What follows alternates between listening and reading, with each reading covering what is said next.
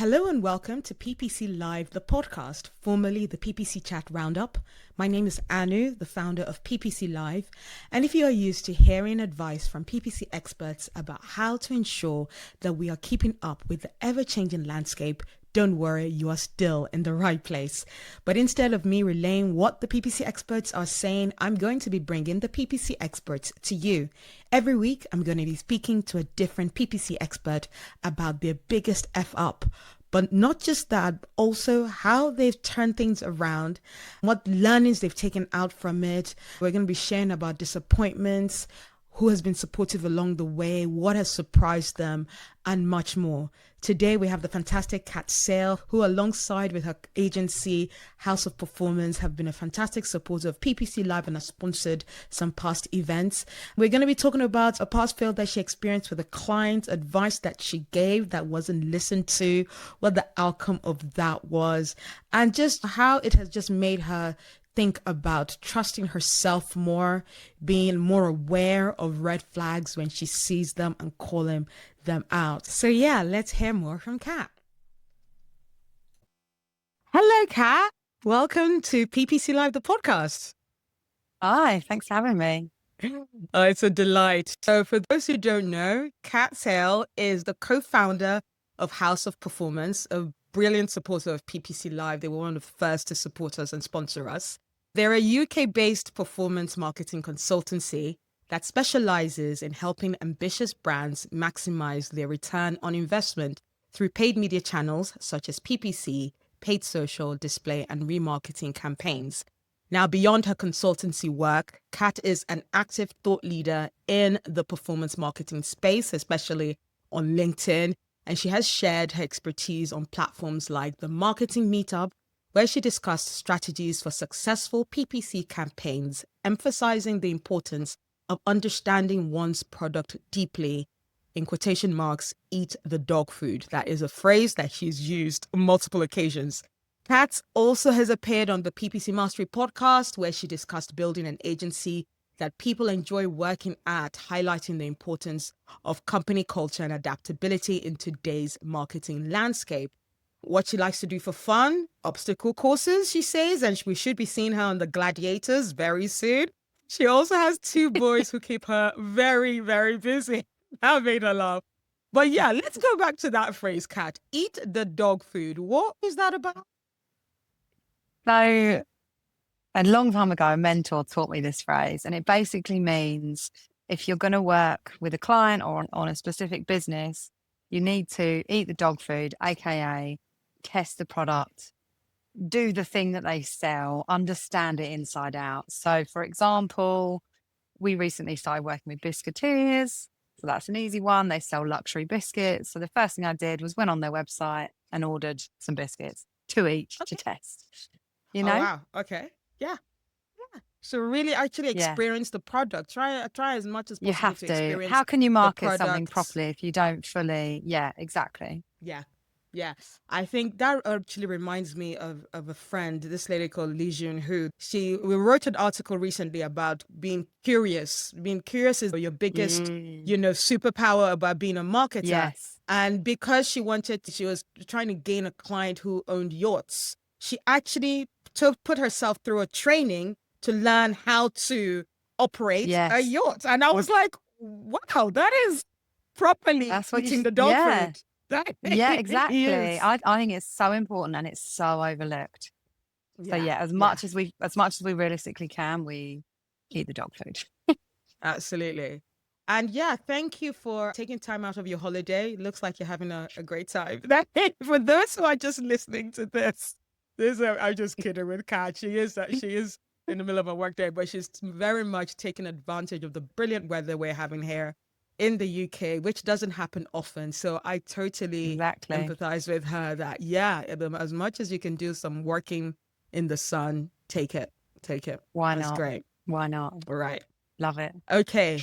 Let's not keep our listeners waiting much longer. We know what this podcast is about. We're talking about F-ups we've experienced, learnings we've had from it, how we've managed to still lead a life of success, lead a career of success despite this issue. So, Kat, what do you want to share with us today? I have so many. So I want to talk about when the business was quite new, House Performance, only been going a year and a bit, and we started working with a gifting company. They did gift experiences and physical gifts, and we were consulting with them. And the long and short of it was, they wanted to launch for one of their peaks, which was Father's Day, and their team spent £40,000 with 0 sales. That's the main up. We Yes. then didn't get our contract paid, so we lost 12,500 in fees, and the contract ended. It was bad. There's a lot of learnings. Wow. Yeah. That's already a big, Yeah, heavy. Like £40,000 was yeah, spent over what period yeah. of time? 3 days. Over 3 days. Oh, wow. Okay. Yeah, All right. yeah. I Let's dig promise it into wasn't it. my advice. I promise I can explain. Okay. Right. Let's get to the explanation of it. Let's get to the Okay, meat of it. okay. What caused it? What caused this issue? So the business was run very hands-on by its founder CEO, and he very much wanted to go big for Father's Day. He had 2 brands. One was sort of tried and tested on Father's Day, a secondary brand. They had not been in, this is all in PPC, by the way. They'd not been in the auction for Father's Day for this brand, and he wanted to go big on it. So he said, right, help my team learn how to build campaigns and start entering the auction for all things Father's Day gifting. So we taught them how to build campaigns. We taught them how to upload them into the interface. A very new junior team as well. Yeah. And then it was a Friday, about 2, maybe 3 weeks before Father's Day. I think 3 weeks. And we said, don't launch on a Friday unless you're going to check it on a Absolutely. Saturday. Yeah. Never. No. CEO said we need to go live. Okay. The next thing was, we wouldn't recommend you launch it in Broad Match. We recommend you launch it in Exact. And if it performs well, we'll then add some phrase, and then we'll add some Broad if it's good. Broad Match will be fine. We're going to launch it in Broad Match. Okay. Oh my God. Up to you. It's your account. Start with a conservative budget, because, we don't know how this is going to perform. No, we're going to put 500 a day on all of these campaigns. They had loads of campaigns they built out. Ah, oh my It was a God, my recipe for insides. disaster. But we Such a weren't running it. We were recipe. consulting, right? Because half of what we do is consulting and guiding others. Yeah. So all we could do is send an email explaining what we'd already said. These are the risks. Go for it. So Yeah. we did, and they did. And off we went on the weekend, tried not to worry about it. I didn't log in at the weekend because I'm really Good. anti that unless you have to. Like, I'm very anti. It's not my account. And then on the Monday, 9:00, my phone rings and it's the CEO, and he says, you've spent £40,000 and we haven't had one sale. And I was like, well, we didn't. And we advised all of this, but you kind of made them and you put the pressure on. And yeah, it was bad. It's really bad. That is really annoying. I think there's a lesson to be learned of, like, I don't even think the mistake was the spend. The mistake was maybe the client choice. Yeah. Because Yeah. a client that is not going to listen to you, a client that Yeah. is just not paying attention to anything that you're Yeah. saying, yeah, that's, and which happens because Yeah. you never It know who you're does. going to work with until it Yeah. begins, and then you're Yeah. like, oh, okay, bad, mistake. Let's. Were there any signs before, like, this campaign, that they were such a client?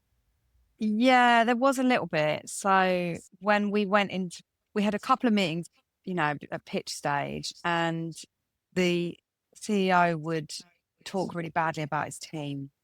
And I think that's a flag sign, because if they're your team, you should back them and you should rate them and build, especially to an external Absolutely. company. We're just a Yeah. consultancy. So that Yeah. was, in hindsight, that was a flag. We didn't really pay attention to it at the time, but that is a Yeah. flag. I think if you don't back your own team, you're certainly not Yeah. going to back us, are you? Because we're external. Yeah. And he was very pushy with, we need this. But I've had clients like that before, but obviously not with the same outcome. So I wouldn't say there's any other major flags. That No. was okay. All right. And so what was your first reaction? You get this call from this client, you're like, on that 9 a.m. morning. Yeah. What was your instinct, to do, to Um, say? so I said, well, let me go and have a look at what's happened and come back to you with like my diagnosis of that, even though I sort of already Yeah. knew. I was like, I'm going to go and have a look and really see it. So I want to check that even the amount of spend was accurate and stuff. So that was my first reaction. My second reaction was phone Emma, my business partner, and say, oh, this has happened. Da, da, da. And then my physical reaction was I needed to run to the toilet because I have a very close link with my gut to my brain. Oh gosh, yeah. I can laugh about it now. And I was at home, so Uh, it's fine. But that is okay. what happens, if you're put under severe stress. Yeah.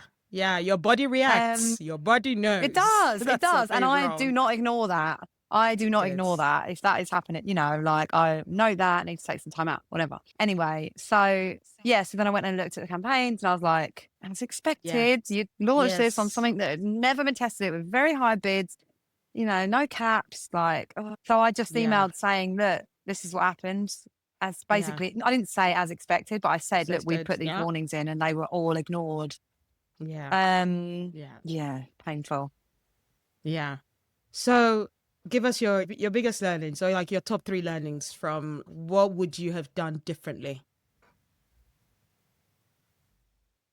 I think the first warning about the, not being kind about his own team, not speaking highly of his own team, I probably would have said something early on before we really started working together and said, well, do you rate your team? Because you're asking us to train them. So do you think Yeah. they can get there or not? Yeah. Have a conversation about Yeah. that. And then depending on the response, potentially not take on the Mhm. contract. Yeah. Because really we were kind of set up to fail a little bit. Yeah. Yeah. So definitely that. And then I think I could have sent an extra warning email about the launching, gone higher, Yeah. made sure he was more aware, but I don't think that would have made any difference. No. No. And then Okay. the other learning is don't take things to heart so much because, of course, me and Yeah. Emma took that so personally, especially because the business was very young then. And actually, now I can reflect and think, well, we really did do everything we could. So actually, we shouldn't take any blame or any personal thing. And obviously, we both got quite upset about that and took it personally. Yeah. So I think, that would be easier next time. Yeah. Working with some clients, it is just what it is. As Yeah. painful as it is, as because think of how you won the client, or even how all the Yeah. things that you did Yeah. that felt like you should have. It should have been. It might be someone a friend that recommended to you this client, so you want to make sure that you Ironically, it impress them. was. So it was Right, it okay, was we go. recommended by a friend. So and he had no issues with him actually. But then Yeah. now I think about it, in the pitch there was another warning sign because he'd been through 3 other agencies in like 2 years. And he'd said, oh, these are rubbish because blah blah. And I thought, they're not all agencies are rubbish. So Yeah. No. maybe you're the problem.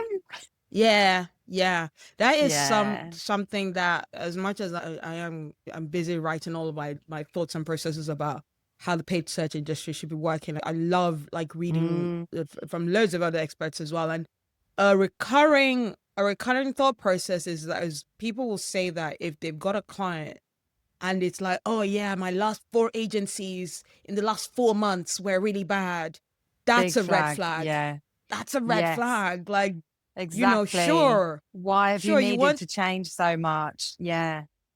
so much so quickly, and sure you've got your USP and your ways that you're different and maybe better than other agencies, but look, someone that cannot find the right agency like so many times, I mean, Yeah. you got to be careful. Yeah, I agree. I'm There's not something about withholding relationships. Like if you can't have a long-standing relationship at work, there's a problem. Yeah. Right? Yeah. It's like I feel like we can use the analogy of even like when you're finding like the right partner or right like boyfriend or Yeah. something. If a dude just Yeah. broke up from a relationship 2 weeks ago, you're like, dude, I'm the rebound. This is not Yes. gonna work. Yeah. Make sure you're not the rebound. Yes. Yeah, yeah. Or I in don't want the, to be. yeah, Definitely.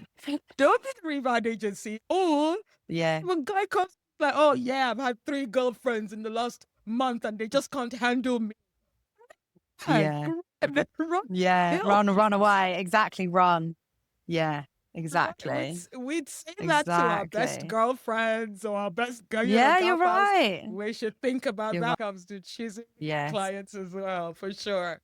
Yes. Um, 100%. another part of the story that I hope is not too painful for you that I feel that I'd like to also talk about is that you lost fees of like you said about 12 grand or so. Yeah. I mean, Yeah. oh So that was bad. So he, then it all transpired and he said, well, I don't want to work with you anymore. And we were like, well, we don't really want to work with you either. So that works. And he then just ghosted us and didn't pay our consultancy invoice. And my learning on that is we spent far too long deliberating about and chasing and are we going to get it?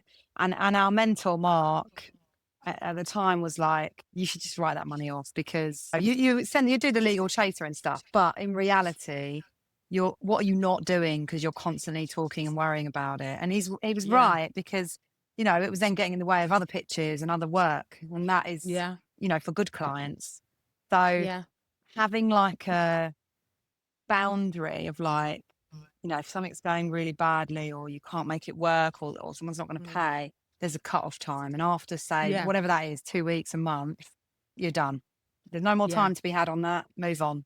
Because it would yeah, have cost us more to keep yeah. on and on about it. So I think that was a good learning that we got early on. Mm.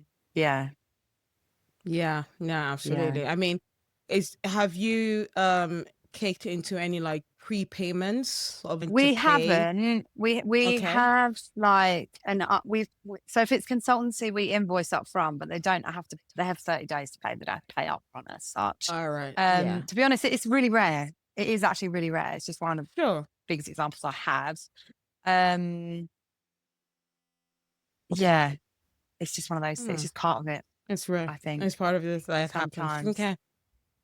Yeah, And if someone is going through yeah, this process right now, like really, they're the ones that have just gotten a call from a client saying that you spend so much money, and it was based on they gave the client the advice, and the advice yeah, was not yeah. listened to. All of that. Someone is going through this process. They're in the toilet seat right now. They got sarcoma. They're in scared. What will you tell them? What would you tell I them? mean, I would say, well, first of all, they can ring me. Anyone in that Yeah. scenario, happy to have a chat Oh, because you do feel better if you speak to yeah. someone else about it. But also, I Yeah. would say it's not life or death. We are not heart surgeons. It's just Yep. advertising. And if you've Yep. done your best and you can show that you've done your best, or even if you have made a mistake and show that you're willing to, show remorse and fix it, well, there's nothing else to do. Yeah. You know what I mean? No. Like, Yeah. Yeah. Absolutely. That's a great story you've shared with us. And we're going to come around now to talking about just our industry as a whole and how people deal with mistakes and whether we mm, hear enough about it. In the PPC industry, do you mm. feel like you hear enough about talking about failures? I think it's getting better, like, especially from this year, seeing it more and more.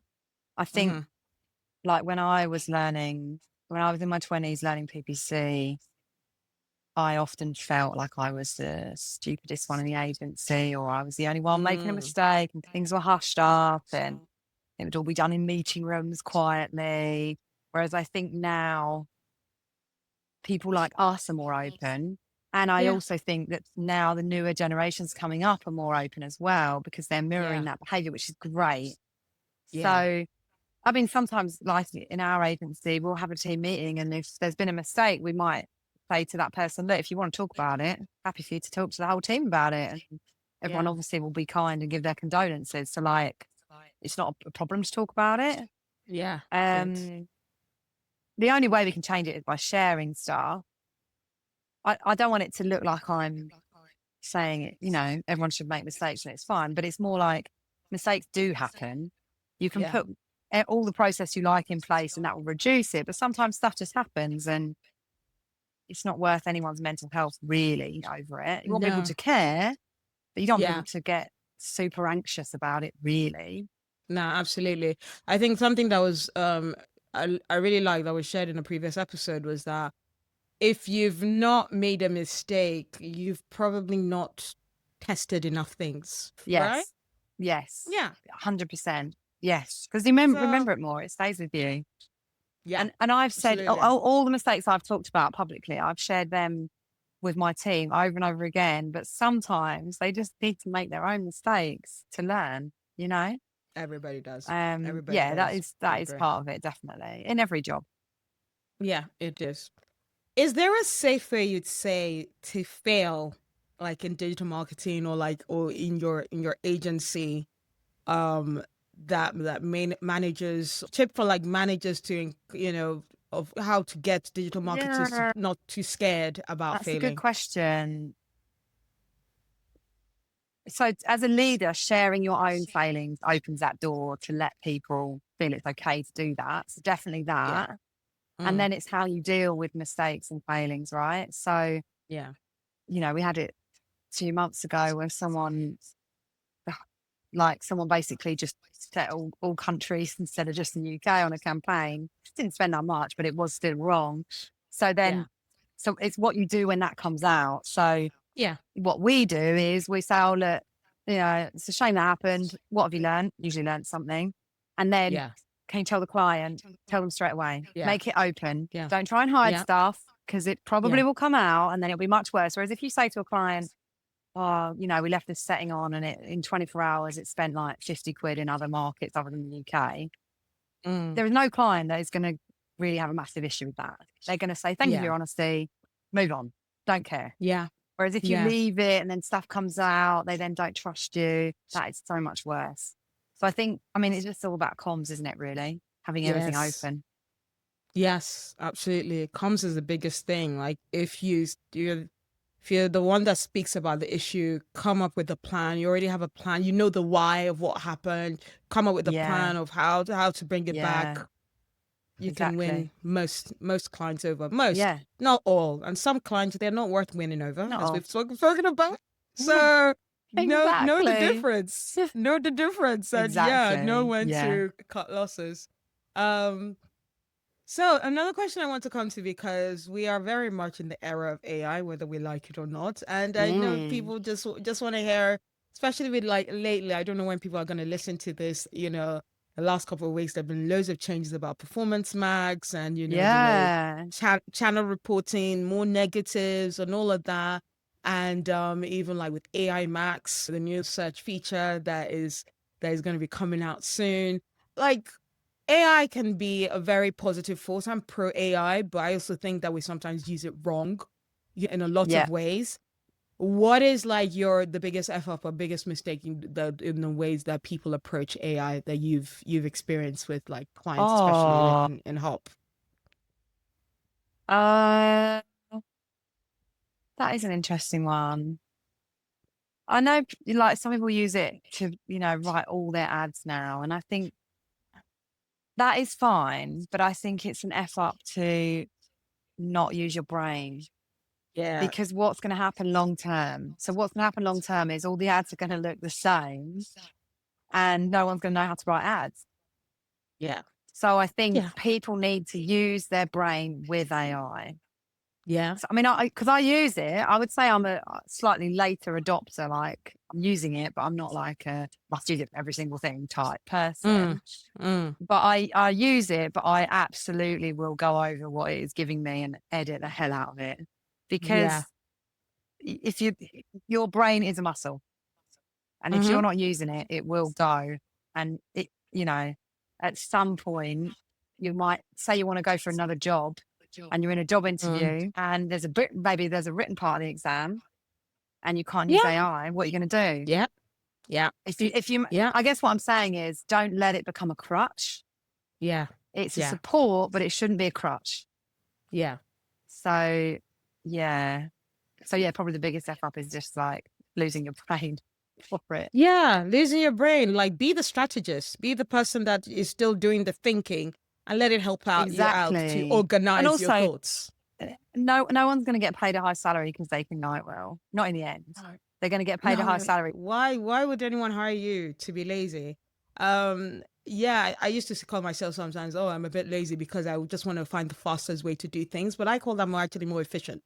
Like I'll think I'm the one that's actually thinking of the things that needs to be done. It's different. Yes. Yeah. It is different. And using it for ideas and using it to reduce time researching stuff, amazing. It's great. Yeah. Why wouldn't you? Yeah. But I just think if you're fully using it to write, I see it on LinkedIn all the time. No. You know, people writing posts that just think of ChatGPT and you just think, what's the point? Yeah. Point. Yeah.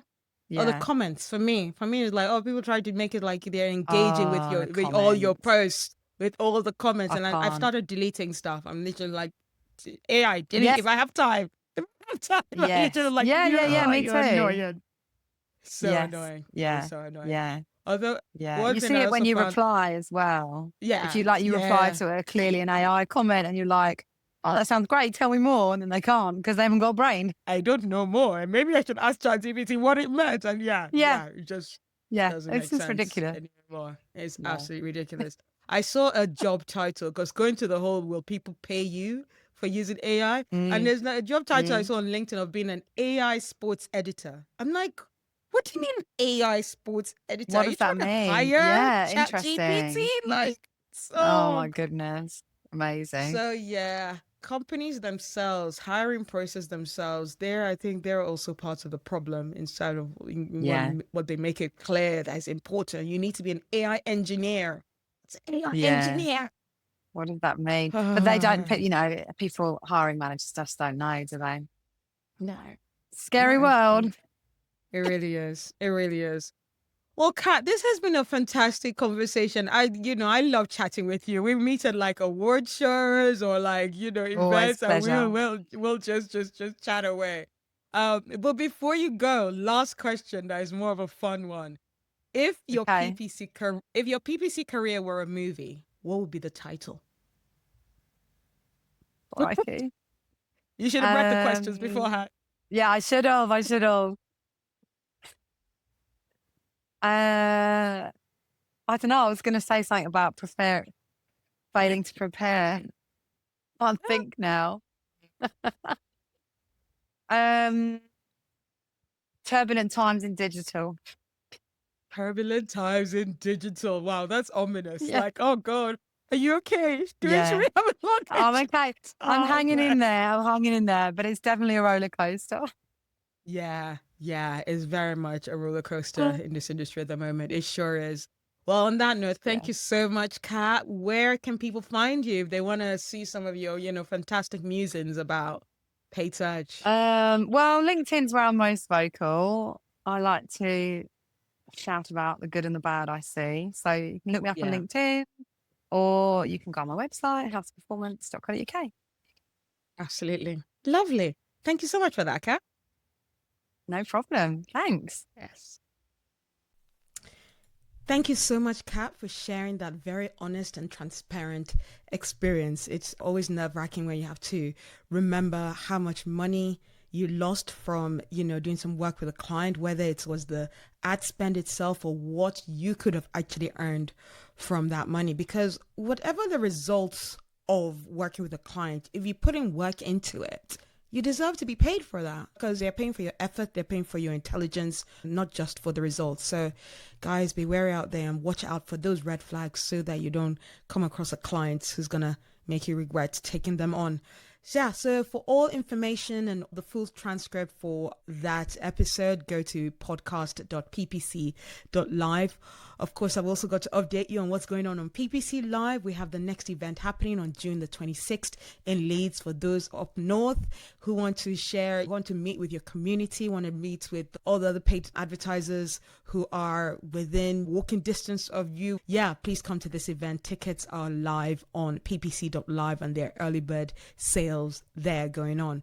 And before I leave you, I'm also delighted to share that I'm taking on coaching clients. So paid search coaching services is what I'm offering on an hourly basis blocks. So if you just go to themarketinganu.com, you can book some time so that I can help you reignite your passion and your confidence in paid search. So yeah, I hope you've enjoyed that show, and I look forward to bringing you more PPC F-ups and triumphs next week. Bye.